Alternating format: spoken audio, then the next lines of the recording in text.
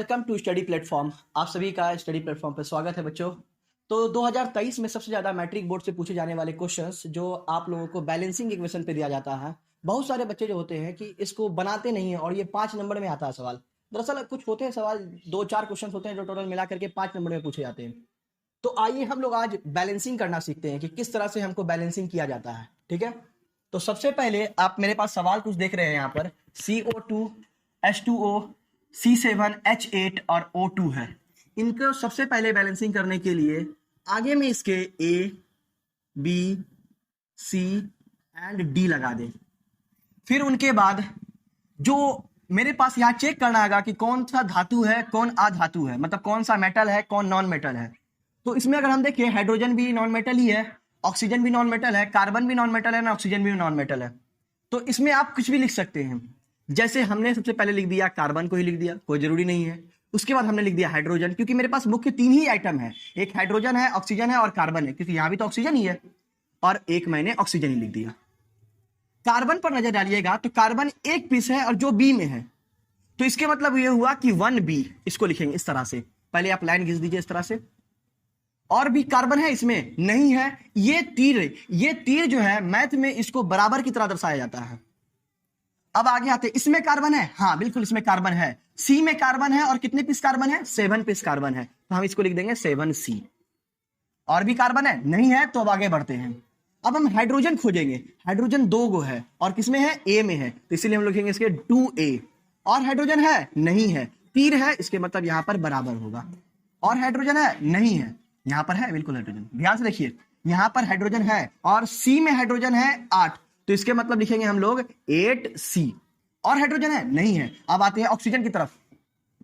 ए में ऑक्सीजन है बिल्कुल, हाँ ए में। और के पीस ऑक्सीजन है, ध्यान देखिए एक पीस है, आगे में यहाँ पे कुछ नहीं होता ना, तो मान लीजिए एक है यहाँ पे, तो कितने ऑक्सीजन है, 1 पीस ऑक्सीजन है और ए में है, तो इसको हम लेंगे 1A। ए भी आप बोल सकते हैं और 1A भी बोल सकते हैं, इससे कोई फर्क पड़ने वाला नहीं है। आगे आते हैं, ऑक्सीजन और है, हाँ बिल्कुल यहाँ भी है। और यहाँ पर कितने ऑक्सीजन है, 2 ऑक्सीजन है, इसको हम लोग बोलेंगे प्लस, क्योंकि यहाँ प्लस का साइन है इसलिए प्लस लगाएंगे। और 2 है तो 2 लगाएंगे, और बी में है तो 2B लिख देंगे। ये तीर आपको मैथ में बराबर की तरह दर्शाना है। इसमें है ऑक्सीजन नहीं है तो छोड़िए, यहां चलिए, यहाँ पे ऑक्सीजन है बिल्कुल, हाँ यहाँ पे ऑक्सीजन है। और किसमें ऑक्सीजन, डी में है, तो इसको लिखेंगे 2D। हो गया।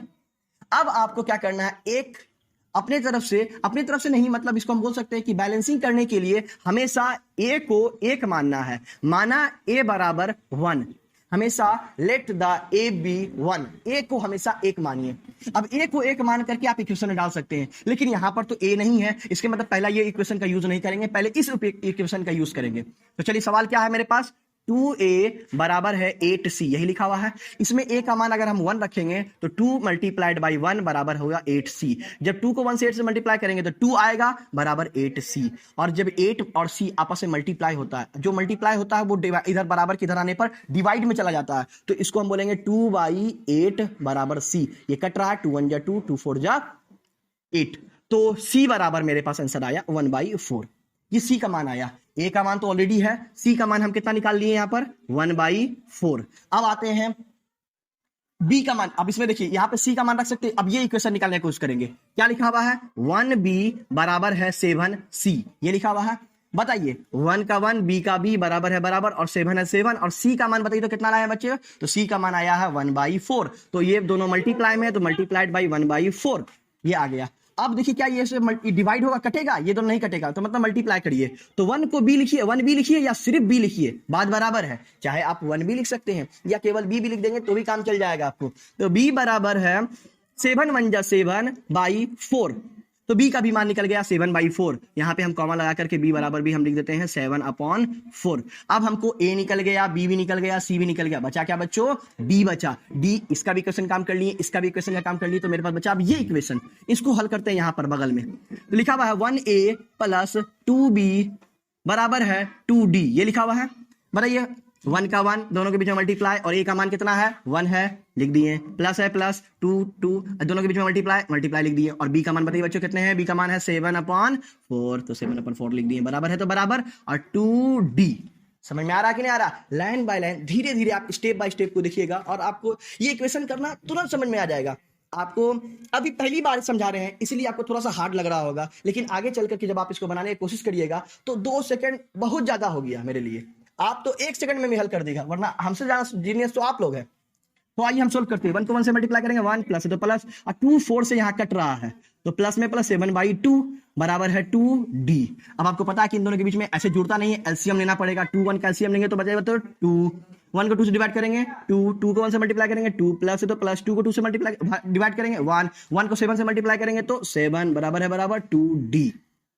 7 में 2 जोड़ दीजिए, कितना आ जाएगा 9/2 बराबर है 2d। अब आपको पता है कि 2 जो है d के साथ मल्टीप्लाई में है और वो उसको बराबर किधर लाएंगे तो कहाँ जाएगा बच्चों, डिवाइड में। चलिए डिवाइड में लाते हैं इसको, तो 9 ये 2 नीचे आएगा, 2 जा कितना हो जाएगा 4 बराबर हो गया d। मतलब d का भी मान निकल गया 9/4। यहाँ लिख दीजिए d बराबर 9/4। क्लियर है बच्चों यहाँ तक। अब हम सभी का मान लाइन बाय लाइन इस इक्वेशन में लिख देते हैं।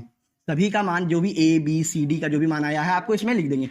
तो चलिए a के जगह पर 1 था तो 1 डाल दिए, देखिए a का मान 1 है 1 डाल दिए, और H2O है तो H2O लिख दिए। ठीक है, प्लस है तो प्लस। b का मान बताइए बच्चों कहाँ पे है, 7/4 लिख दिए, और CO2 है तो CO2 लिख दिए। अब इक्वेशन है तो ये इक्वेशन डाल दिए इस तरह से तीर मार करके। C का मान कहाँ है बच्चों, यहाँ पे 1/4 लिख दिए, और C7H8 है तो C7 और H8 यहाँ पे लिख दिया इस तरह से। प्लस है तो प्लस, और D का मान बताइए बच्चों कितना है, D का मान कहाँ है, यहाँ पे 9/4, और O2 है तो O2 लिख दिया। अब आपका इक्वेशन बैलेंस हो गया है। लेकिन क्या है ना कि आपके कुछ नंबर्स जो है ये आ गए हैं बट्टे में आ गए हैं, और आपको जो है ना अपॉन्स में नंबर नहीं चाहिए। तो यहाँ से डिवाइड वाले नंबर्स को जो 4 जो सब में लगा हुआ है इनको हटाना है, रिप्लेस करना है। तो आपको रिप्लेस करने के लिए क्या है कि सभी ये समीकरण जो समीकरण यहाँ दिया गया है इसको 4 से मल्टीप्लाई कर दीजिए। तो लिखेंगे यहाँ पर समीकरण को 4 से गुना करने पर चलिए हम लोग गुना करके देखते हैं। जब हम इसको 4 से, क्योंकि देखो अगर हम सभी में 4 से मल्टीप्लाई कर देंगे ना तो मैथ में चेंजिंग नहीं आता, नंबर्स नहीं बदलते हैं। हाँ, अगर किसी एक में मल्टीप्लाई करते हैं तो फिर वो नंबर चेंज हो जाता। चलिए हम 4 से मल्टीप्लाई कर रहे हैं, तो जब हम 4 से मल्टीप्लाई करेंगे तो पहले लिख देते हैं 4 मल्टीप्लाइड, अब सभी नंबर को यहाँ लिख देते हैं, सभी इक्वेशंस को। 1 H2O प्लस 7/4 CO2 तीर देना है 1/4 C7 H8 प्लस 9/4 O2, ये इस तरह से कर दिए। अब ये 4 मल्टीप्लाई होगा तो 4 1 जा 4 H2O प्लस ये 4 जब इससे मल्टीप्लाई होगा तो ये 4 और ये 4 दोनों क्या हो जाएंगे, कट जाएंगे। ध्यान समझिए, ये 4 जब इससे मल्टीप्लाई करेंगे तो 4 7 जा 28 होगा, और 28 को जब 4 से डिवाइड करेंगे तो फिर से कितना आ जाएगा 7। तो सीधा बात है कि ये 4 से कट जाएंगे और आंसर कितना आएगा 7 CO2, और ये दे दिए निशान इस तरह से तीर का। अब ये देखिए फिर ये 4 इससे मल्टीप्लाई होगा तो ये 4 से ये 4 कैंसिल होगा तो 1 बचेगा। तो 1 को लिखा नहीं जाता। आपको कितना बार समझाए, आगे में किसी इक्वेशन को 1 वो आप लिख भी सकते हैं और नहीं भी लिख सकते। ज्यादा कोशिश करिए ना लिखने का, क्योंकि बेहतर इक्वेशन लगता है उससे। तो इसको आएगा C7H8 प्लस है तो प्लस, ये 4 फिर इससे मल्टीप्लाई होगा तो ये 4 से ये 4 कैंसिल आउट हो जाएगा तो बचेगा 9O2, और आपका इक्वेशन हो गया बैलेंस। जल्दी से इसको उतार लें और प्रैक्टिस करें। इस तरह से अगर प्रैक्टिस करिएगा केवल 2 सेकंड, आपको समझाया जा रहा है इसलिए ये वीडियो लंबी हो गई है, वरना 2 सेकंड के अंदर आपको ये पूरा इक्वेशन आपको बन जाएगा। जल्दी उतार लें।